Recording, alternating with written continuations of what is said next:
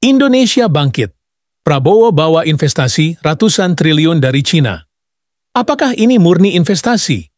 Dan apa sebenarnya makna di balik angka fantastis ini?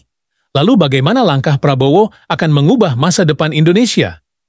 Tetap stay dan simak sampai akhir. Mari kita mulai. Jakarta, 25 Mei 2025. Bayangkan sebuah negara dengan lebih dari 270 juta jiwa, penuh keragaman sekaligus tantangan besar. Indonesia, dengan segala potensi dan ambisinya, berdiri di persimpangan sejarah penting. Saat kekuatan dunia seperti Amerika Serikat dan Cina terus bersaing, Indonesia memilih jalannya sendiri, tegas, terukur, dan berani. Presiden Prabowo Subianto, sosok yang selama ini dikenal dengan karakter militernya yang tegas dan visi yang kuat, membawa Indonesia ke level baru di kancah global. Kedatangan Perdana Menteri Cina Li Qiang ke Istana Merdeka, Minggu 25 Mei 2025, bukan hanya peristiwa diplomatik biasa. Ini adalah babak baru dalam kerja sama ekonomi yang berpotensi mengubah wajah Indonesia. Kamu mungkin sering dengar angka-angka fantastis terkait investasi asing di Indonesia. Namun kali ini jumlahnya berbeda.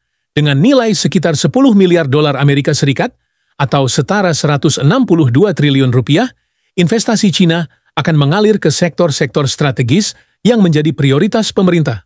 Bayangkan ini, sektor transportasi yang selama ini jadi titik lemah di beberapa daerah akan diperkuat. Industri baterai kendaraan listrik yang selama ini masih dalam tahap pengembangan akan mendapatkan suntikan dana besar yang akan mempercepat produksi dan teknologi. Hilirisasi mineral, yang artinya mengolah bahan mentah jadi produk bernilai tinggi di dalam negeri, akan menjadi kenyataan. Begitu juga dengan pengembangan industri kimia yang punya potensi besar untuk menambah nilai tambah ekonomi. Prabowo Subianto, sebagai Menteri Pertahanan sekaligus Presiden, memiliki visi jelas bahwa Indonesia harus mandiri dan punya industri kuat agar tak mudah tergantung negara lain. Investasi ini bukan hanya soal uang, tapi tentang masa depan ekonomi yang lebih mandiri dan berdaya saing. Dalam hubungan internasional, kontrol atas ekonomi adalah kunci utama. Disinilah kekuatan diplomasi ekonomi Prabowo sangat terasa. Kerja sama pembayaran menggunakan mata uang lokal adalah langkah cerdas yang mengurangi ketergantungan Indonesia pada dolar Amerika. Ini bukan hanya soal efisiensi transaksi, tapi soal kedaulatan yang selama ini sulit diraih negara berkembang. Ini adalah bukti nyata bagaimana Prabowo menerjemahkan visi kedaulatan nasional ke dalam kebijakan yang berdampak langsung pada ekonomi rakyat. Sebagai negara kepulauan terbesar di dunia, Laut Indonesia adalah urat nadi ekonomi dan kedaulatan. Prabowo, yang berlatar belakang militer, paham betul pentingnya menjaga wilayah perairan dari ancaman asing dan eksploitasi ilegal. Kerjasama di bidang keamanan maritim dengan Cina menandai sebuah strategi pertahanan yang pragmatis dan realistis. Bukan sekadar diplomasi, tapi upaya konkret untuk memperkuat pengamanan wilayah laut, melindungi sumber daya alam, dan menjaga jalur perdagangan strategis.